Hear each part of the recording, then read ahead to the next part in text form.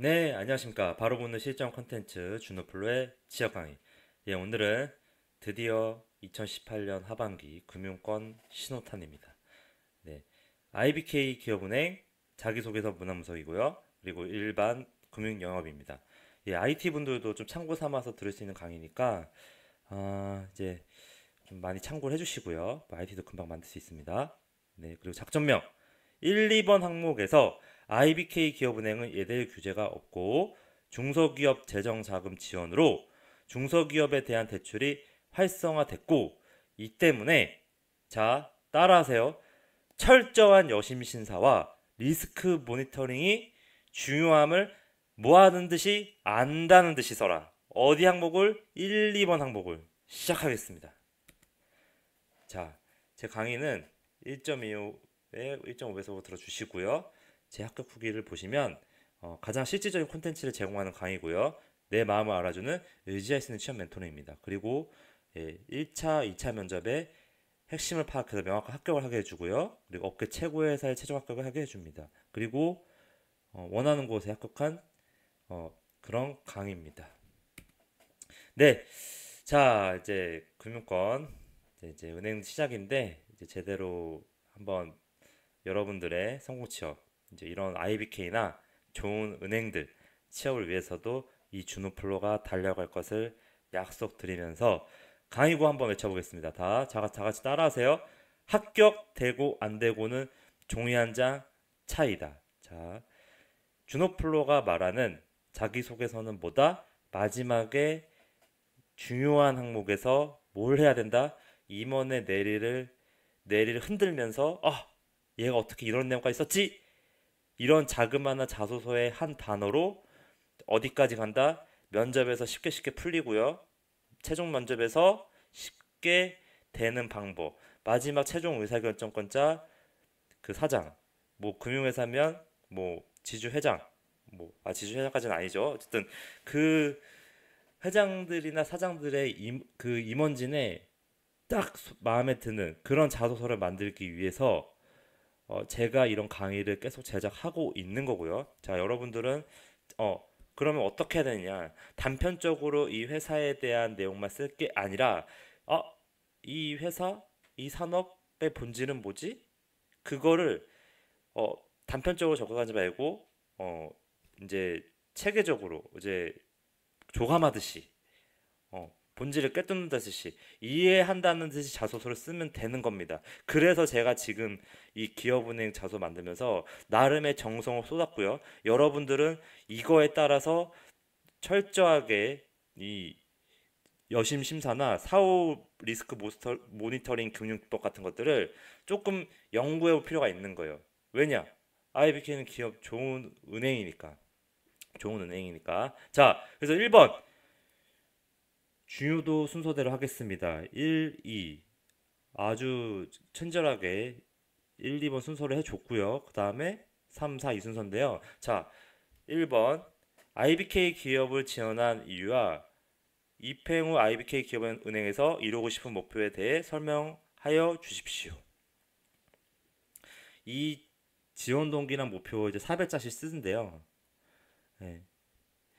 얘네가 이제 이번에 이렇게 공고를 낸 이유는 이제 어느 정도 이런 구조화된 틀 안에서 이게 진짜 딱딱딱 맞아? 이제 이런 거를 평가하려는 것 같은데 결국에는 이 지원 동기는 이제 이 말인 거거든요. IBK를 기업은행에 지원한 이유. 결국 다른 시중은행도 있고 신한도 있고 KB은행도 있고 그 제일은행도 있고 그리고 외환은행도 있죠. 뭐 KB 외환은행 뭐 이렇게 있는데 이런 시중은행들도 있는데 왜 너는 IBK 기업은행이니? 그 말인 즉슨 그 차이점이 뭐야? 그 차이점을 정확하게 이해하고 있는 지원자 맞아? 그러면은 우리가 그래도 타사랑 다르게 어떤 부분이 중요한지 이해해야 하지 않을까? 그거를 물어보는 문항입니다. 그래서 결국에는 그런 본질, 이런 은행 간의 차이점을 어떤 걸 알아야 되냐면 은행 산업을 이해하고 있어야 되고요. 그 안에서 수익 구조가 어떻게 돼 있고 어떻게 포트폴리오 짜져 있고 결국에는 은행의 그냥 예대마진 이 그 높은데 단편적인 예대 마진이 아니라 그 안에서 어떤 금융사는 뭐그 외환을 많이 취급하고 있다라든지 아니면 특정 금융사들은 결국 예대 마진 안에서 뭐 유가증권을 통한 수익성을 뭐 다르게 간다든지 뭐 여러 가지 그런 전략들을 꿰뚫어 보고 있어야 되는데 그러면은 기업은행이 다른 점이 뭐냐? 제가 본 건 이겁니다. 타은행에 비해서 리스크를 감수를 할 만한 여력이 많다라는 겁니다. 왜냐? 정부의 든든한 지원과 그리고 예대율 규제가 없습니다. 자, 모두 자, 배붙이세요. 네, 따라하시고 배붙이세요. 중소기업 재정자금을 정부에서 지원도 받고요. 예대율 규제가 없다. 이런 부분은 뭐다? 여신을 나갈 수 있는 그 예수금이라는 그 은행의 총알이 있는데 여신이란 뭐야? 대출이 나갈 만한 돈이 많으니 여력이 많으니 그 돈 가지고 뭘 한다? 정부에서 권장하는 공식 지정한 중소기업 대출을 많이 하고 있다. 그러면은 이 중소기업 대출을 50년간 이 기업은행 해오면서 뭐가 있을 거다? 그거에 대한 축적해온 여러 가지 시행착오를 축적해온 뭐가 있을 거다? 철저한 여신 심사 기법, 뭐에 대한 중소기업에 대한 그리고 리스크 모니터링, 중소기업에 돈 빌려준 다음에 그것을 사후에 여러 가지 그 요소 단위별로 부실이 안 나는 거를 계속 체크를 해야 되니까 왜냐? 나라 돈으로 하는 거고 한번 부실 나면 연쇄적으로 나니까 그런 것들에 대한 뭐가 있다? 노하우가 축적돼 있다. 그래서 그거에 대한 자부심이 엄청날 거고 그거를 뭐다 이해한다는 듯이 1번 항목과 2번 항목을 써줘야 되는 겁니다. 그냥 단편적으로 그 제가 뒤에서 설명할 건데요. 그냥 사업 보고서에 나온 거 그냥 그대로 쓰는 게 아니라 그 이면에 안에 들어가다 파고 들어가다 보면은 이런 차이가 있구나. 이런 거를 지금 제가 실제적으로 조사를 해서 여러분한테 이렇게 하는 겁니다. 제가 공부를 해보니까 그러면은 단편적으로 그냥 사업 보고서에 쓸 게 아니라 그럼 무조건 떨어지고요. 왜 이렇게 차이가 있을까? 시중은행들하고 IB 기업은행은 그냥 단순히 공기업이어서 그럴까?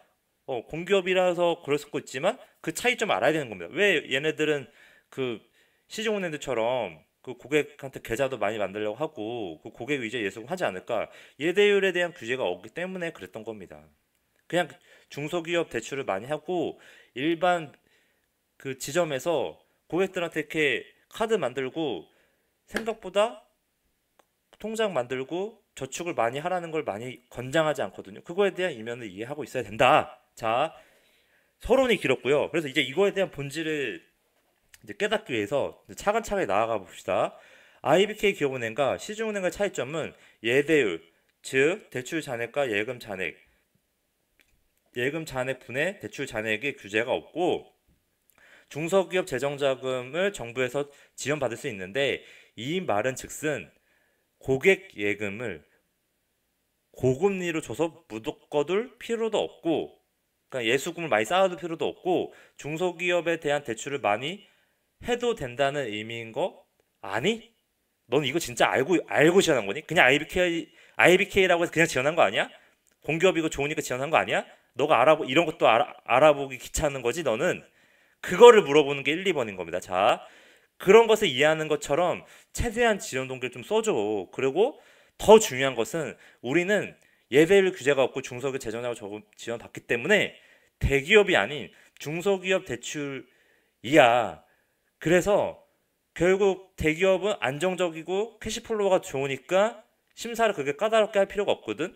근데 이 대기업들은 그래서 시중은행들이 많이 해. 왜냐면 안정성이나 건전성 관리 해야 되니까. 근데 우리는 예대율 규제가 없고 중소기업 재정자금 정부에 지원받을 수 있기 때문에 중소기업 대출을 그만큼 리스크를 떠안고 할 수가 있는 거야. 근데 그렇게 해도 나라 돈이기 때문에 부실이 나면 안 돼. 그래서 뭘 해야 된다? 절차에 따른 철저한 여신 심사나 사후 리스크 모니터링 금융 기법을 우리는 수많은 시행착오를 겪어가면서 축적돼 있어. 그래서 우리가 여태까지 수익성을 이렇게 유지할 수 있는 이유도 부실이 많이 안 난 이유도 이런 금융 기법이 있기 때문인 거야. 너가 그런 부분까지 알고 우리는 그거에 대한 자부심이 대단해. 자, 그래서 너가 이런 걸 알면 그런 영향을 발휘할 수 있는 경험을 써주고 더 나아가서는 철저한 여신 심사나 리스크 모니터링을 강화할 수 있는 방안까지 제시해봐. 어떤 방법론적인 걸로 네가 여기 이론적인 걸 좀 파서 네 나름대로의 경험이나 좀 결부를 해서 나름의 이런 거 철저한 여신 심사나 리스크 모니터링 할 수 있는 방안을 좀 제시를 한번 해봐. 그래야 나는 널 유능한 인재로 보고 내가 최종 면접 때 너를 뽑아줄 거니까. 왜냐하면 우리는 중소기업 대출을 50년 동안 하면서 자부심이 장난 아니기 때문에 너가 이 정도까지 써줘야 마지막에 너를 쉽게 뽑아줄 거야. 그게 포함되어 있는 내재 이동 겁니다. 여러분 어렵나요? 중요하니까 한 번 더 하겠습니다. 그 간단하게 요약을 하면 결국에는 시중은행보다 이 두 가지 예대율 규제 갖고 중소기업 재정자금 정부에서 지원을 받을 수 있기 때문에 대기업에만 여신을 하는 게 아니라 리스크를 조금 떠안으면서도 중소기업 대출할 수가 있는 겁니다. 대기업보다 중소기업에 대한 그 여신 심사나 그 평가들은 신용 평가들은 굉장히 정교한 모델로 할 텐데요. 왜냐하면 이제 현금 흐름이나 캐시플로우가 대기업보다 안정적이지 않기 때문에 그런 부분에 대해서 나름의 이 중소기업 산업 관련해서 축적된 노하우가 많이 있을 겁니다. 그런 부분들이 제가 철저한 여신 심사나 리스크 모니터링이라고 표현을 했고요. 여러분들은 이런 역량 측면 관련해서 내가 많이 준비해 왔고 그런 걸 잘 할 수 있음을, 그러니까 이런 배경들을 잘 이해한다는 듯이, 이해는 뭐냐? 기업 운행에 대한 본질에 대한 이해다. 자, 제 중요하니까 2번 하기 전에 다시 표현하겠습니다. 설명 추가로 드리겠습니다. 자, 이거 두 가지 별표 치세요. 별표 치고 따라하세요. 이게 이제 사업 보고서에 나오는 건데 여러분들이 사업 보고서에서 보면은 이런 내용에만 집착을 할 거예요. 중기 금융 노하우와 기업 금융을 정규화한 신용평가 시스템을 바탕으로 우량 기업 발굴 지원하고 있으며 체계적인 리스크 관리와 여신 단계별 각종 모니터링 건전성을 철저히 관리하기 위해 노력하고 있다. 그리고 맞춤형 컨설팅을 제공해서 중소기업 발전에 기여하고 있다. 제가 지금 이렇게 빨간색 친 부분만 아마 자소서에 단어로 넣었을 건데요. 이거를 넣는 건 좋다. 근데 이 안에 어떤 신용평가 시스템이라는 것도 또 찾아보고 중요한 거고요. 그리고 뭐 우량 기업인데 뭐 중소기업의 우량 기업일 테고 여기서도 자 다시 어떤 리스크 관리와 어떤 여신 단계 모니터링을 건전성을 철저히 관리하고 있는지 이런 거를 자료 조사해서 안에 단어 하나 더 넣어서 그런 거를 더 넣어 주시고요. 그리고 어떤 맞춤형 컨설팅을 해주고 있는지 그런 현황에 대해서 넣어 주는데 이런 거 단어를 넣어 줄 때 뭘 해야 되느냐? 이거를 정확하게 이해하고 써야 됩니다. 자, 예대율 산정 방식이란 예수금과 예수금 분의 대출금인데요. 여기서 말하는 예수금은 뭐냐면 그 일반적인 은행의 수익 모델은 보다 대출에 대한 그 여신, 한마디로 돈을 빌려주고 그거에 대한 이자를 받는 게 수익 구조입니다. 그러면 대출 해주려면 뭐가 있어야 돼? 자금이 있어야 되죠. 그래서 은행 같은 경우는 수신 기능이 있어서 보다 고객, 우리 같은 일반 가게나 기업들의 예금을 가지고, 예금은 뭐예요?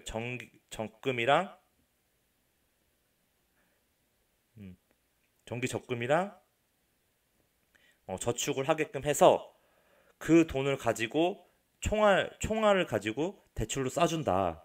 그래서 이 예대율이라는 거를 어느 정도 이제 그 금융 그 국가기관에서 뭐 금감원이나 뭐 금융위원회 쪽에서 이제 80%나 100% 정도를 이제 유지하게끔 하고 있는 거예요. 왜냐, 너네 돈도 별로 없는데 총알도 별로 없는데 대출을 120% 정도 했어. 고객이 돈 저축한 건 80인데 그럼 어떤가요? 실제 돈보다 대출을 많이 안 주게 되면은 이 대출해준 사람들이 부실이 나게 되면은 이 실제 돈 가지고 있는 사람들 그 저금한 사람들 돈이 날아가 버리니까 이런 거에 대한 안정성을 위해서 80% 정도로 권장하고 100% 정도 이렇게 규제를 하고 있을 겁니다. 근데 뭐다 IBK 기업은행은 그거에 대한 규제를 받고 있지를 않다. 그래서 자 이거 중요합니다. 지금 자 따라오세요. 2020년 규제 도입 후 이제 국가에서 이제 이런 거를 더 철저하게 시중은행들한테 규제를 하는데 이분 배표 치세요. 시중은행들이 지금 이 대출금 안에는 뭐 여러 가지 여신들이 있을 건데 두 가지로 나누면 가계대출하고 기업대출이 있습니다. 근데 기존에는 이거에 대한 비율이 둘 다 가중치가 똑같았거든요. 그러면 당연히 뭐겠어요? 그 일반적인 시중은행들은 이 가계대출, 즉 주택담보대출을 많이 여신을 해주면서 수익을 늘려왔습니다. 우리나라 부채 구조가 심각하잖아요. 왜냐하면 집 사는 거, 집 가격, 부동산 가격이 불패신화로 계속 물려도 집은 사게 돼 있으니까 기존의 시중은행들이 변동금리로 금리 인상하고 돈 벌 거고 주택담보대출을 많이 남발하면서 부채 규모 키우면서 뭘 하고 있다? 돈을 쉽게 벌고 있었던 겁니다. 왜냐? 기업 대출은 그만큼 심사나 철저하게 회수 관리나 건전성 관리나 여러 가지 그 사업 모니터링이나 뭐 되게 많이 그 신경 쓰고 뭐 부실 나면은 연체율 문제 생기고 그리고 연체율 생기면 나중에 그거 사후에 여신 관리해서 회수하기 위해서 그 수많은 팀들이 고민하고 이런 것 때문에 불편하잖아요. 그래서 가계 대출을 많이 했던 겁니다. 근데 이런 시중은행들한테 2020년에 이제 정부가 규제를 하는데 가계 대출의 그 이 분모에 아니죠 분자에 가중치를 더 주면서 이 예대율에 대한 규제를 한다는 거예요. 80, 100을 맞춰야 되는데 이 대출금에서 가계대출의 가중치를 높인다. 그럼 결국에는 가계대출을 기존 시중은행들이 많이 하고 있으니까 뭐예요? 예대율이 높아질 거 아니에요? 그러면은 시중은행들은 뭘 한다? 결국에는 가계대출을 조금 제한을 두면서 예수금을 늘리는 전략을 취할 겁니다. 이게 일반적인 왜냐? 기업 대출은 방금 말한 것처럼 그렇게 피곤하게 만들거든요, 기업을. 그런데 제가 왜 이야기를 했냐면 기업은행은 다르다. 왜냐? 예대율에 대한 뭐다? 규제가 없다. 왜? 중소기업은행법으로 정부 지원 금융거 조항을 갖고 있기 때문에 자, 따라하세요. 따라하고 입력하세요. 기업은행은 예대율 규제가 없기 때문에 시중은행과 이런 비즈니스 모델이라고 해야 되나? 그 여신에 대한 구조가 다른 거고요. 그런 구조가 다른 이유는 뭐 때문이다? 정부 지원 근거 조항에 따른 이런 부분들 때문이다. 자, 한 번씩 읽어볼까요? 중소기업 자금의 차입. 중소기업에 대한 재정자금은 중소기업만이 차입을 할 수 있다. 국가에서 차입해주고요. 중소기업 금융채권의 발행도 할 수 있고요.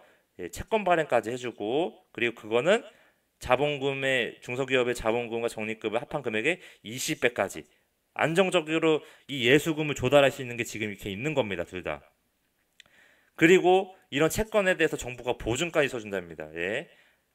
그러면 당연히 보증 써주면 안정적으로 돈을 빌릴 수 있는 일이 많이 있는 거고요. 그리고 회기 연도마다 적립금 보전하고 부족할 때 정부가 보전한다. 여러 가지로 이런 혜택을 주니까 그리고 거기다가 뭐다? 이런 근거에 따라서 예대율을 규제하고 있지 않다. 그러면 그 말인 즉슨 아까 말했듯이 시중은행들은 이런 규제를 했을 때 뭐다? 분모, 예수금 고객이 정기 적금이나 예금들을 붙잡아두기 위해서 뭘 해야 돼요?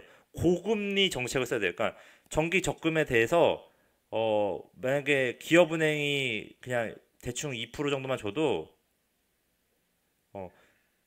다시 예를 들게요. 신한은행이 만약에 고객에 대한 적금이 3%예요. 그럼 당연히 그 경쟁사인 뭐 다른 국민은행이나 뭐 KB 하나은행 같은 데는 우리 그럼 3.5% 줘야 되겠네? 우리 4%로 줘야 되겠네? 왜냐? 그래야지만 고객들이 금리 가지고 저축 우리 은행에 많이 하려고 할 거 아니에요. 그러면은 그걸 바탕으로 뭘 할 수 있다? 대출을 많이 할 수 있는 겁니다. 그래서 근데 그만큼 그 예금 금리가 높아지면 당연히 대출 금리가 높아질 거고 은행이 줄 수 있는 대출 금리는 한계가 있으니까 수익성이 떨어지게 되는 겁니다. 좀 이해되시나요? 자, 제가 지금 조금 어렵게 얘기할 수도 있지만 한마디로 얘기하면은 기업은행은 이런 거를 조절할 필요가 없는 겁니다. 당연히 아까처럼 시중은행들은 가계대출에 대한 이런 그 가중치가 높아졌어요. 원래 1이었다가 1.15가 됐어요. 그럼 당연히 대출금 규모가 늘어나니까 예대율이 늘어날 거잖아요. 그럼 이런 규제에 대해서 제약을 안 받기 위해서 무슨 정책을 취할 거다? 예수금을 늘리는 그 전략을 취할 거거든요. 예수금이라면 고객 금리를 올려서 고객들이 저축을 많이 정기 예금이나 정기 적금을 많이 하게끔 하려고 유도를 할 겁니다. 가계대출은 조금 제한을 두면서요. 기업대출 늘리지 않지만 그런데 이런 걸 예대율 산정 방식을 알고요. 기업은행은 이런 규제가 없으니 뭘 할 수가 있다가 중요한 거다. 자, 뭐 따라하세요. 이거 말하려고 지금 계속 제가 이렇게 힘들게 설명을 하고 있는 거예요. 이거를 알아야 아까 말했던 1번이나 2번 항목에서 이 부분에 대해 이해한다는 듯이 쓸 수가 있는 거고요. 그리고 이거를 이해한다는 듯이 뭘 할 수가 있다? 체계적인 여신 심사와 리스크 관리를 할 수 있다. 리스크 모니터링을 할 수 있는 인재임을 설득을 해야 되는 겁니다. 어느 항목에서? 1번, 2번 항목에서. 중요한 거는 근데 이런 걸 안다는 듯이 써야 된다는 거예요. 너무 대놓고 이해한다는 듯이 막 이거 서술할 게 아니라 이런 거를 이해한다는 듯이 앞에 자소서에 두세 줄까지를 이걸 이해하고 있고 이거가 중요해서 뭐다? 대출군. 자, 따라하세요. 이런 게 예대율에 대한 규제가 없으니 중소기업은 이런 후광도 있고 뭘 할 수가 있다? 중소기업 대출을 리스크를 떠안고도 할 수가 있는 거다. 자, 따라하세요. 중소기업 대출을 시중은행임에도 불구하고 국책은행 성격도 있지만 시중은행과는 다르게 대기업 위주의 그 여신만 할 수 있는 게 아니라 이런 거가 있기 때문에 중소기업도 대출을 해줄 수가 있는 거다. 예대율에 대한 규제가 없기 때문에. 그겁니다. 그냥 중소기업 기업은행이어서 중소기업에 대한 여신을 해주는 게 아니라요. 이런 것 때문에 중소기업 대출을 할 수가 있는 거다. 어떻게 편하게 그리고 수익성을 기반으로. 근데 당연히 그냥 막 부실나는 중소기업에 하면 안 되니까 이 나름대로 철저한 여심심사 프로세스와 그리고 리스크 모니터링으로 정말 전문적이고 축적된 노하우가 있어. 그거에 대한 자부심이 있는데 너가 그런 걸 잘할 수 있는 인재임을 대학 시절 경험이나 준비해온 것들을 가지고 그런 거를 역량을 연결해서 설득을 하라는 겁니다. 중요한 거는 아다르고 어다른 건데 그런 자기 경험이 대단하진 않더라도요. 이 안에서 철저한 여신 심사와 리스크 모니터링 할 수 있는 역량들을 몇 개 뽑아 보시면 이 직무적인 건 어느 정도 전공했던 분들 아실 거잖아요. 그거를 몇 개 뽑아보고 그거를 내가 잘할 수 있는 인재임을 설득을 해라. 이겁니다. 이거 하라고 지금 제가 힘들게 얘기한 거고요. 여러분들이 이걸 이해해서 1번, 2번을 무조건 썼으면 합니다. 지금 이 얘기하려고 힘들게 얘기한 거고요. 아무리 얘네가 적부여도 무조건 다 붙어도 마지막에 되는 사람보다 1번, 2번 항목에서 이런 거를 정확하게 이해하고 내가 그런 이해해서 이 두 가지의 능력을 준비해온 내 대학 시절 경험을 이 두 가지 능력을 잘할 수 있는 걸로 설득을 하는 게 이번 IBK 면접의 최종 합격의 핵심인 겁니다. 그걸 뭐다? 지원 동기에서부터 준비를 해서 내용이 들어가져 있어야 그렇게 면접을 볼 수가 있는 거고요.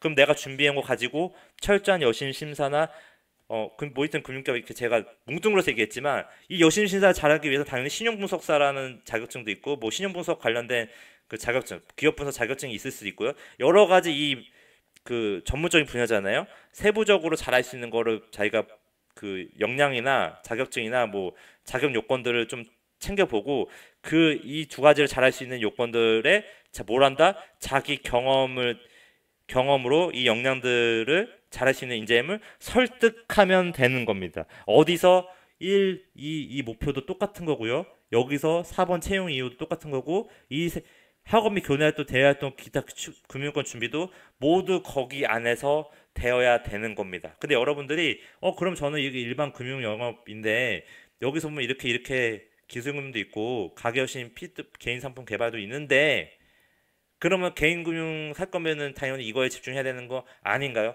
중요한 거는 아닙니다. 지금 제가 말하는 걸로 정확히 이해한다는 듯이 이 구조를 이해한다는 듯이 쓰면서 이걸 하겠다라는 거를 쓰는 게 되는 거지. 왜냐? 여긴 기업 운행이니까 나름대로 이 기업에 대해서 이해한다는 듯이 써야지 되는 겁니다. 아시겠습니까? 그리고 이 안에서 금융에서 뭐 개인금융, 기업금융 다른 거 아니고 기업 심사 부분만 얘기하시는 거 아니냐라고 하는데 다 똑같습니다. 여기 회사에서의 그 자금 조달의 본질을 알고요. 내가 들어가서 이런 걸 잘할 수 있다는 것을 설득하는 게 이 회사의 지금 자소서에서 원하는 겁니다. 그래서 그런 부분을 써줘야 되는 거고요. 이번에 많이 뽑고 이 회사 좋은 회사니까 정말 잘 지원해서 해보시길 바랍니다. 그리고 디지털은 제가 시간 나면 다시 강의를 하도록 하겠습니다. 자, 지금 강의 끝난 거 아닙니다. 자, 이제 설명이 끝났으니까 쉽게 갈 수가 있어요. 지금 이거 얘기하려고 여러분들한테 계속 강의를 길게 끌었던 거고요. 자, 그럼 목표는 뭐냐? 우리의 목표는 자, 내재 이도입니다. 가계대출은 적정히 늘리면서 계속 채용 공고에서 있었죠. 가계대출. 중소기업 대출에 대한 철저한 여심 심사와 사후 리스크 모니터링 관리야. 너의 직무상의 목표도 이런 방향으로 써주고 더 나아가서는 이런 부분을 강화시켜 줄 수 있는 현장 해당 네가 지원하고 하는 또 지역도 있잖아. 그 해당 지역의 중소기업 여신 대출 시 실현 가능한 방안의 목표를 제시해봐. 어떤 부분을 철저한 여신 심사와 사후 리스크 모니터링 관리를 할 수 있는.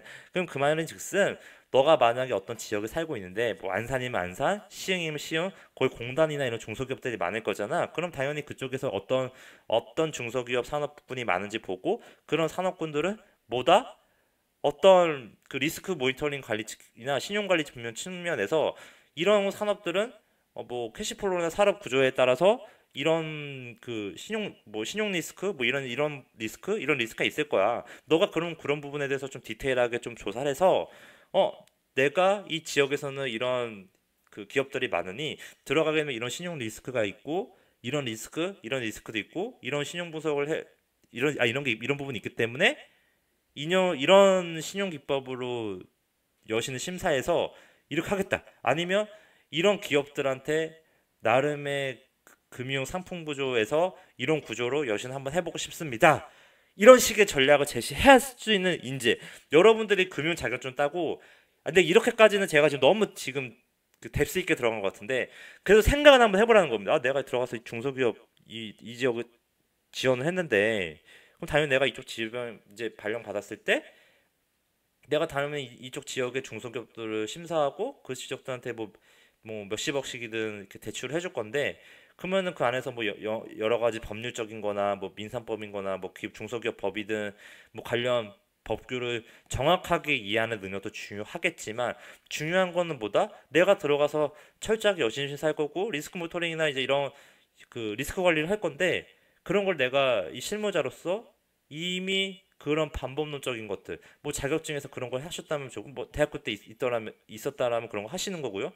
결국 이런 여신 심사를 내가 잘하기 위해서는 뭘 해야 되는지 그리고 내가 지원한 지역에서 어떤 중소기업 대출 상품이 있으면 좋을 건지 아니면 상품 구조가 모르겠으면 인터넷 구를 찾아보고 내 나름대로 상품에 대한 제안을 해본 겁니다. 이쪽 지역에는 내가 살아보고 많이 조사를 해보니까 이런 중소기업 산업군이 이런 중소기업에 대한 그 지원 부분이나 자금 부분이 지원이 미약해서 이런 산업 중소기업들한테 이렇게 지원해주면 단기간에 좀 금리 손해를 보더라도 이렇게 해주면 아마 이쪽은 성장성이 높기 때문에 이렇게 우리가 기업 그 중소기업이 잘 되고 우리도 돈을 벌 수 있는 기회입니다. 뭐 이런 식의 목표를 제시해야 되는 겁니다. 구체적이죠.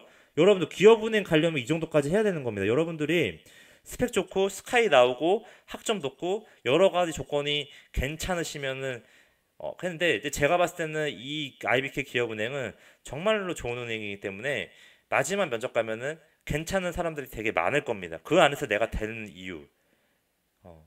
굳이 뭐 이렇게까지 해요. 근데 지금 제가 말하는 거는 이거를 이해한다는 듯이만 써도 되는 게임인 겁니다. 이 IBK 기업은행에 이 정도도 못 써주시는 분들이 되게 많고요. 제가 나름대로 지금 이 본질을 좀 꿰뚫어서 여러분들한테 아까 말했던 뒤에 그 부분을 정확하게 이해하고 지원 동기를 쓰고 그거에 대해서 철저한 여신심사 리스크 모니터링 기법인데 이 안에서도 리스크 모니터링 기법, 어떤 여신에 대한 어떤 여신 심사, 그게 중요한 거를 자기가 찾아내시고요. 그거에 따른 뭐다 나의 경험으로 설득을 한다. 뭐다 팩트 위주로 그걸 하라는 겁니다. 어렵지만 찾아내야지 마지막에 이런 데 되는 거고요. 정말 좋은 은행입니다. 은행원들이 가고 싶은 은행이고요. 아마 지금 뭐 저축은행도 일반 시중은행에서도 지금 지원하고 계신 분들 많을 겁니다. 1, 2년 차 분들은 좋은 걸 알기 때문에. 왜냐? 아까 말했듯이 통장 계좌 안 만들어도 되고 카드 실적 압박도 없고 돈도 많이 주기 때문에 분위기도 좋고요. 자, 2. 경쟁력 및 역량. 본인이 은행원으로서 경쟁력, 역량을 갖추기 위해 어떤 노력을 하는지 단 항목별 3가지 이내로 설명하고 IBK 기업은에 채용해야 하는 이유를 작성해 주십시오. 이 내재 의도는, 자, 따라하세요. 지금 시중은행이 아닌 IBK 기업인의 입장에서 필요한 역량이 뭔지 정확히 이해했니? 그리고 그걸 바탕으로 너를 채용하는 이유까지 연결했는지 알고 싶고, 그리고 너의 경험으로 설명을 해봐. 자, 기업은행에서 필요한 역량보다 철저한 여신 심사와 사후 리스크 모니터링 기능 기법. 시중은행도 똑같이 필요하지만 중요한 거는 중소기업에 대한 대출이 많은 이유. 아까 뒤에서 설명한 거 기반으로 중소기업 대출을 시중은행임에도 불구하고 뭐 특수은행이지만 그래도 중소기업 대출을 많이 하는 배경을 이해하다 보니까 뭐가 더 중요하다? 철저한 기업에 대한 중소기업 여신 심사와 사후 리스크 모니터링이 중요한 거를 캐치한다는 느낌으로 너의 경험으로 설득을 하는 게 중요한 겁니다. 그런 걸로 여기 항목을 써주되 제가 지금 이렇게 표현해놨거든요. 직무 관련 전공 중 학점 잘 나오는 거 금융 관련 교내활동 쓰세요. 학업 교내활동에는. 근데 이 교내활동이 뭐랑 연결돼야 된다? 이겁니다. 대외 활동도 그 3가지 중에 택일인데요. 대외 활동 중 여신 심사 및 리스크 관리 역량과 연관된 부분 똑같은 얘기고요. 금융 관련된 그냥 대외 활동, 뭐 경제 시사 스터디라든지. 3. 그냥 대외 활동 중 택일하세요. 왜냐면 이제 자기 경험이 부족하면 대안으로 이 순서로 쓰라는 겁니다. 우선순위 1, 2, 3 순서로 이렇게 항목 쓰시고요. 3번은 뭐다? 금융 자격증. 예. 신용부소사 및 리스크 관리 역량을 그 여신 심사득 한마디로 거기서도 중소기업 관련된 여신 심사를 준비해온 자격증이 있으면 그런 자격증을 주도적으로 찾아서 공부를 했고 그리고 뭐 주도적으로 이런 책 관련돼서 서점에서 책도 본 게 있다라고 하면은 그런 준비한 과정을 써주시면 되는 거고요.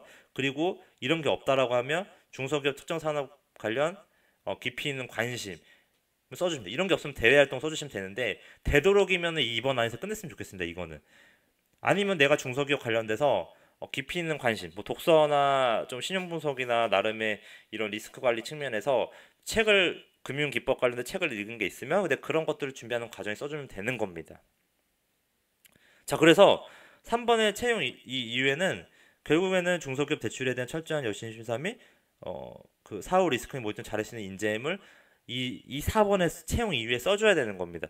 나는 3가지를 준비해 이거를 200자 200자 쓰시면서 4번에서 나는 이제 잘하시는 인재임을 설득하고 나는 이제 위 경험 역량을 가지고 어떤 여신 심사 리스크 기법으로 어떤 모니터링을 해서 고정이나 채권 비율을 감소시키고 결국 고정이나 채권 비율을 감소시킨다는 얘기는 똑같이 BIS 비율을 높이고 IBK 기업은의 수익성을 늘리고 중소기업 발전까지 이루겠다 들어가서 왜냐? 나는 이런 3가지 역량을 준비해 왔으니. 아니면 나는 중소기업 어떤 분야에 대한 깊이 있는 관심으로 어떤 구조의 어떤 중소기업 대출 신규 상품을 만들어서 들어가서 어떤 성과를 내겠다라고 하는 거를 채용 이유에 써주는 겁니다. 이게 너를 뽑아야 될 이유고요. 기업은행이 필요로 하는 인재고요. 이 1, 2번 안에서 원하는 답변입니다. 제가 말하는 지금 요구 수준은 못할 수준을 제시하긴 했지만 그거의 방향인 것처럼 쓰면 되는 겁니다. 여러분들은. 근데 이것까지 해낸 사람들은 쉽게 될 겁니다. 어디서 마지막 최종 면접에서 임원들이 봤을 때, 우리 회사의 시중은행들이랑 철저하게 다른 부분을 정확하게 이해하고 있네? 다른 겁니다. 그냥 지원한 IBK 이름만 네임밸류만 보고 지원한 사람들 수두룩하고 그거를 아마 1차 면접에서 진단을 할 거거든요. 거기서 제대로 얘기를 못하면 떨어지는 겁니다. 근데 자소서에서 이미 그런 게 써 있다. 호감을 갖고 면접을 보게 되는 겁니다. 여러분들이 그냥 시험 잘 보고 가서 적부라고 해서 시험 잘 보고 면접 갔는데 1차에서 떨어진 이유 이것 때문입니다. 2차에서 떨어진 이유 이것 때문입니다.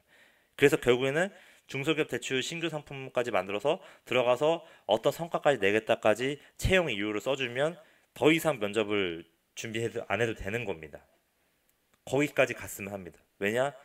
중소기업 은행이니까 누구나 가고 싶은 거기까지 해줘야 됩니다. 자, 그래서 이제 3, 4순번인데 별로 중요하지 않습니다. 이 다음에는 간단하게 코멘트만 하고 넘어가도록 하겠습니다. 자, 기아가 속한 단체 조직에서 다음 각 항목별로 발휘했던 경험에 대해 기술을 하여 주십시오. 자, 이건 쉽습니다. 그냥 넘어갈게요. 작성 내용. 여기는 작은 것도 놓지 않고 효율적인 방법을 제시해서 팀 업무 효율을 높인 경험. 그리고 뭐 아르바이트나 자기 대학교 때나 뭐 프로젝트 할 때, 나는 이런 되게 사소한 것도 그냥 또 이런 방법으로 내가 먼저 이렇게 계산 방법을 했더니 효율적인 방법을 했어. 이게 창의력인 거. 뭐 대단한 창의력 쓰지 마세요. 200자니까. 그리고 책임감. 그냥 안 해도 될 일을 끝까지 남아서 했던 사례 말고, 너가 착했던 사례 말고, 너가 그냥 착해가지고 내가 안 해도 될 일을 그냥 남아서 했던 사례, 그게 그 책임감 아닙니다. 자, 그냥 자, 어떤 못하면 안 돼요. 힘든 프로젝트나 일을 흔들어서 놓을 수도 있었던 상황인데 끝까지 집요하게 베푸치세요. 집요하게 책임감을 가지고 했던 이런 경험을 쓰는 겁니다. 이런 사례 쓰지. 지금 대부분 이 책임감이 이런 사례, 그냥 내가 팀원인데 내가 안 해도 될 일 했다. 당연한 겁니다. 퇴사 가면 무조건 막내로서 그 당연한 거기 때문에 내가 생각했을 때는 그 책임감 생각하거든요. 근데 중요한 건 뭐다? 이런 상황이 들어가야 되는 겁니다. 중요하니까 얘기하는 겁니다. 자, 그리고 3번 팀워크. 팀 단위 프로젝트 시 리더십을 갖추고 프로젝트 방법론, 일정 및 계획, 증정문서 관리법 등을 주도적으로 제안하여 프로젝트 팀워크를 향상시켰던 경우보다 주도적으로 내가 제안을 해서 이런 프로젝트 방법론이나 일정 관리나 뭐 문서 관리를 이력 관리를 잘 했던 것 부분. 이건 뭐 제 강의 많이 보셨던 분들이 아실 거고요. 자, 신뢰. 일을 불편하지만 안 해도 될 일까지 챙겨서 FM으로 꼼꼼하게 해서 디탈이 없게 일을 하는 타입이었고, 이런 부분을 윗사람들이나 동료들에게 신뢰감을 주었다는 경험이 이겁니다. 중요한 입니다. 자, 따라하세요. 따라하고 입력하세요. 신뢰는 일은 불편하지만 안 해도 될 일을 챙겨서 FM으로 꼼꼼하게 해서 디탈이 없게 일을 했었고, 이런 부분이 윗사람이나 동료들에게 신뢰감을 주었다. 여기 신뢰는 이 신뢰입니다. 이거 가지고 연체율 관리나 부실 관리, 그리고 안에 컴플라이언스 이제 준법 관련된 체계적인 프로세스 안에서 일을 할 때 이 친구는 실수를 안 하겠구나, 이런 신뢰를 쌓을 수 있는 친구구나 라는 거를 이 문항에서 이런 내용으로 써주면 금융권에 맞는 인재라고 생각을 하는 겁니다. 자 4번. 이거는 내재이도가 이런 사실 쉽습니다. 그냥 이거대로 그냥 노멀했던 사례 쓰면 되는 거고요. 그냥 자기가 행복을 주었던 인간미가 핵심이고요. 그냥 좋은 사례 쓰면 되는 겁니다. 그냥 그런 자기 인생 살면서 뭐 그렇게 했던 경험들 다 있을 거잖아요. 자, 그래서 내재이도가 뭐냐? 그냥 우리 가족적인 회사인데 참고 자료로 가지고 있을게, 같이 둥글게 잘 지낼 수 있는 사람인지 알고 싶고 인간미를 발휘했던 사례 담백하게 한번 써봐. 이거 별로 안 중요해. 그냥 우리 지점 참고 생활로 갖고 있을 거고, 기타 간접적인 사회생활, 뭐 기타는 알바, 인턴, 계약, 파견직, 군대는 최대한 자제해. 나머지 것들로 감동 줬던 경험 한번 써봐. 왜냐, 우리 너랑 같이 일을 하려고 하니까.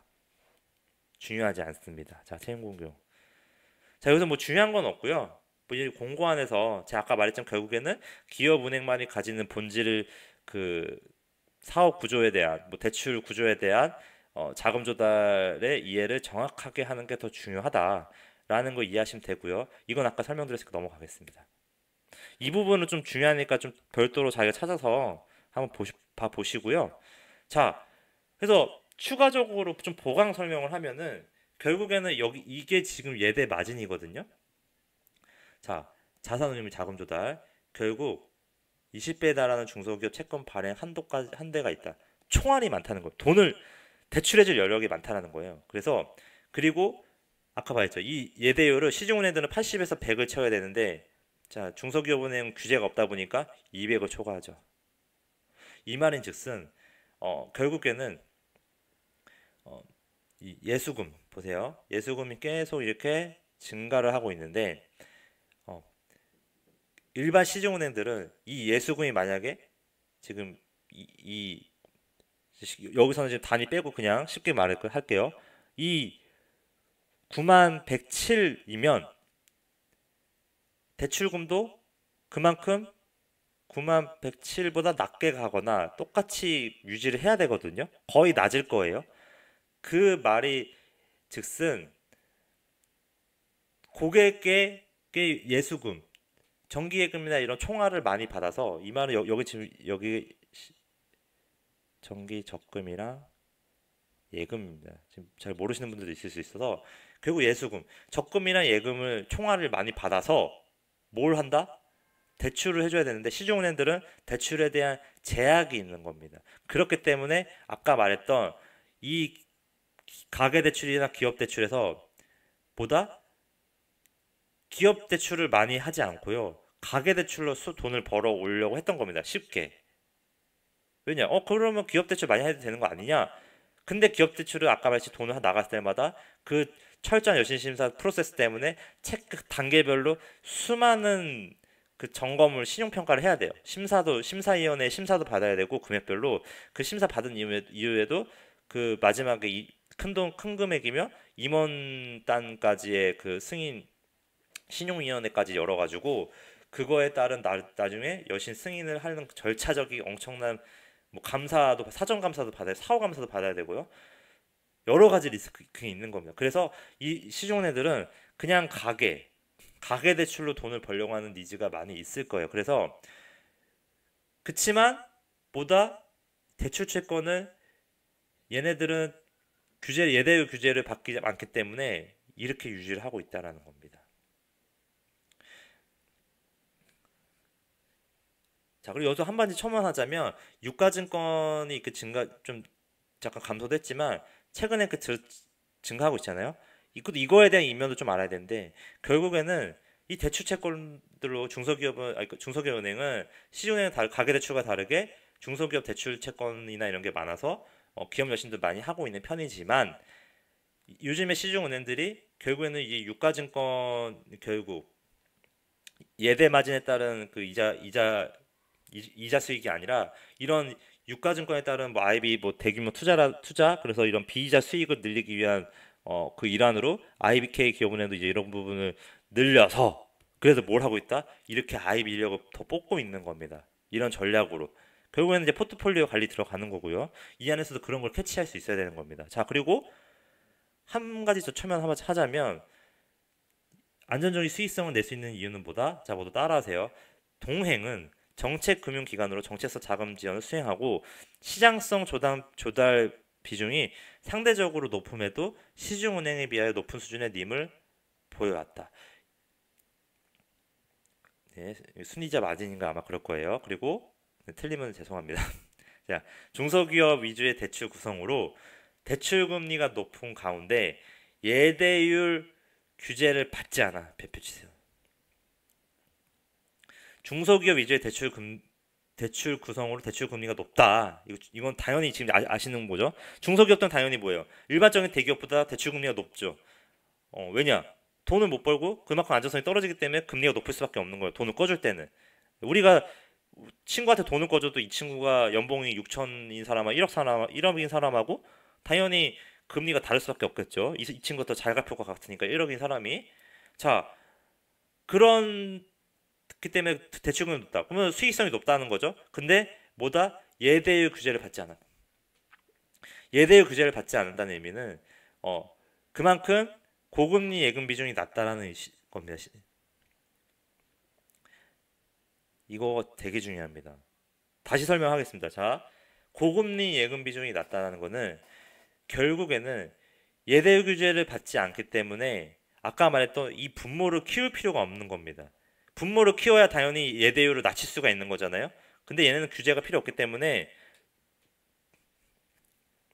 고객한테 정기 예금이나 적금을 그렇게 많이 늘릴 필요가 없는 거예요. 예대율 규제가 없기 때문에. 그래서 일부러 고금리 정기 적금이나 정기 예금의 고금리 상품을 뭐 그렇게 많이 시중은행들처럼 똑같은 수준을 유지하려고 하겠지만 그런 상품을 많이 과도하게 유지하지 않는다는 거. 그 말은 즉슨 고객한테 그 정기 예금에 정기 적금 많이 안 준다는 거는 고객 예금을 뭐 적게 받던 기존적으로 이런 경우 시중은행에 많이 저축을 하겠지만 그래도 예금을 받아도 그만큼 금융 비용이 작다라는 거예요.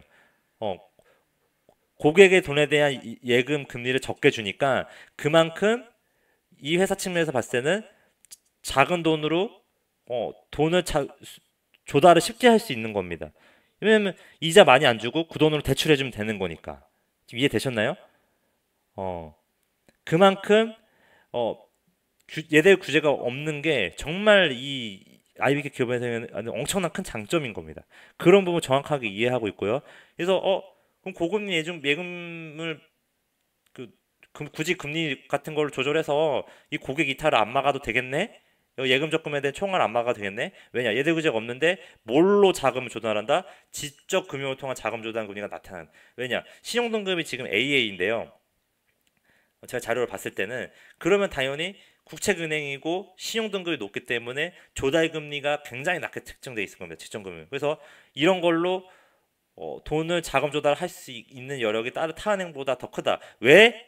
이것도 여기서도 이 왜가 중요한데 이거가 왜 그러냐면 예대율 규제를 받지 않기 때문에 그냥 받아서가 아니라 이런 이면의 것들을 자금 흐름을 이 은행에서 이해를 하고 그거에 대해서 나온 게 자금 조달이 차입 부채로 나옵니다. 예대율 규제 받지 않기 때문에 자금 조달이 이 차입 부채가 많은 겁니다. 왜냐? 신용등급 좋아서 절이기 때문에. 지금 어려운 얘기 하고 있는데요. 처음 듣는 분들도 아까 지금 제가 초반에 말했던 거 이거 이해했으면은 제가 지금 설명을 잘 했는지 모르겠어요. 그래도 어느 정도까지는 좀 잘 설명드리려고 지금 하고 있거든요.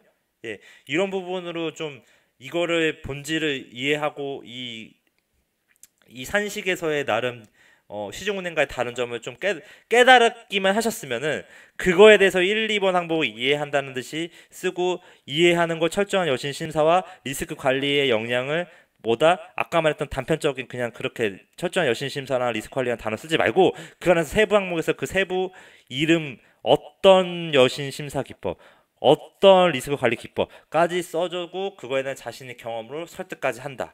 그것까지 하시라는 겁니다.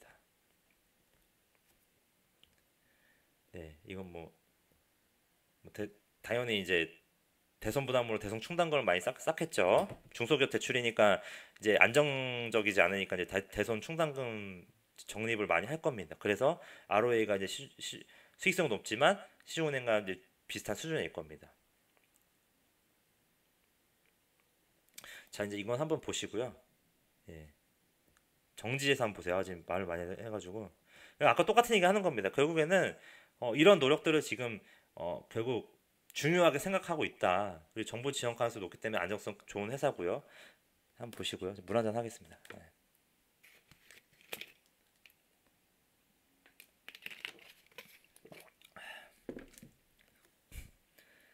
자, 진짜 이제 중소기업 법인데요. 이것도 참고해서 한번 보세요. 중소기업에 진행하는데 중소기업 법을 모른다? 그러니까 뭐 한번 쓱 보시고요. 자세하게는 보지 마시고요. 중요한 거는 이거는 그냥 참고사항으로 가서 이런 게 있다라고 해서 한번 보고 중소기업이 왜 이 기관이 존재하는지 한번 생각 한번 해보시고요. 중요한 거는 뭐다? 이거를 이해해라. 이거 아까 말했던 이거 이거 이해하면 게임 끝나는 겁니다. 이거 이해해서 정확하게 그런 내용들을 어디에 써준다? 이 1번, 2번에 이해한다는 듯이 써라. 철저한 여신심사랑 사후 리스크 모니터링 금융기법 관련해서 내가 잘할 수 있는 인재임을 쓰고요. 더 나아가서는 중소기업 분야의 모모 분야에 깊이 있는 관심으로 모모 구조의 중소기업 대출 신규 상품을 만들어 내겠다라는 것까지 써주면 더 좋습니다. 그리고 이런 부분을 이거를 여러분들이 그냥 이 철저한 뭐 사후 리스크 모니터링 이런 거에 대한 단어는 뭐 안에 내가 앞에 키워드 사서 아까 더 쓰라고 했지만 이런 단어는 아까 말했듯이 이 내용처럼 그냥 막 쓸 수 있거든요, 여러분들이. 근데 제가 말하는 거는 이 내용들이 틀리지 않아요. 사업 보고서 있는 내용들 그대로 쓴단 말이에요, 여러분들은. 그대로 쓰라는 얘기가 아니고 중요한 거는 그대로 쓰지 말고 아까 말했듯이 이거를 이해한다는 듯이 제가 아까 되게 열심히 설명드렸잖아요. 그 내용에서 정확하게 그걸 이해하려고 노력해 보시고요. 그 내용을 이해해서 그걸 기반으로 이해한 IBK 기업은행 시중은행과 다른 점 그거를 정확하게 이해하고 그 부분에서의 내가 이제 이런 부분이 중요한 걸 알아서 앞에 이제 내재도 다시 한번 읽어보고 그래서 내가 들어가서 나의 경험과 이런 역량으로 이런 거를 잘하는 모습을 보여주겠다. 그걸로 설득하면 게임은 끝나는 거예요. 그게 1, 2번 안에서 되고요. 여러분들이 지금 자소서 쓸 때는 모르겠지만 적부든 비적부든 마지막에 최종 면접에서 임원을 종이 한 장 차이로 설득하는 거는 이 1번, 2번 문항에서 지금 지원 단계에서 이런 게 써져 있을 때 1차 면접이든 2차 면접이든 쉽게 풀리게 되는 겁니다. 이 안에 있는 사람들 이런 생각을 하고 있는 겁니다. 얘가 우리 좋은 엄청나게 좋은 우리 IBK 기업은행에 지원하는데도 우리의 금융 구조나 우리가 대출하는 이런 산업에 대한 이해도 없이 한 지원자야? 너는 준비가 안 돼 있구나 떨어지는 겁니다. 설령 다 비슷비슷하더라도 누가 된다? 스펙 좋고 인상 좋고 학벌 좋고 무난무난한 친구들이 이런 IBK 기업은행에 되는 겁니다. 현실이고 팩트입니다. 여러분들 그거 놓치지 마시고요. 예. 지금 좀 열심히 강의를 했네요. 또 강의가 또 길어졌는데 할 말이 많고 제가 지금 중간에 설명을 좀 버벅고 있어도 그 느낌만 이제 좀 정확하게 이해하려고 노력하세요. 네. 이제 하반기 취업하시는 분들 강의도 다 챙겨서 보시고요. 이제 하반기 이제 시작이죠, 결국. 자, 모두 화이팅 하시고 이제 카카오 플러스에서 이렇게 친구 추가해 주시면은 제가 목표 기업 입사로 도와드리겠습니다. 예, 감사합니다.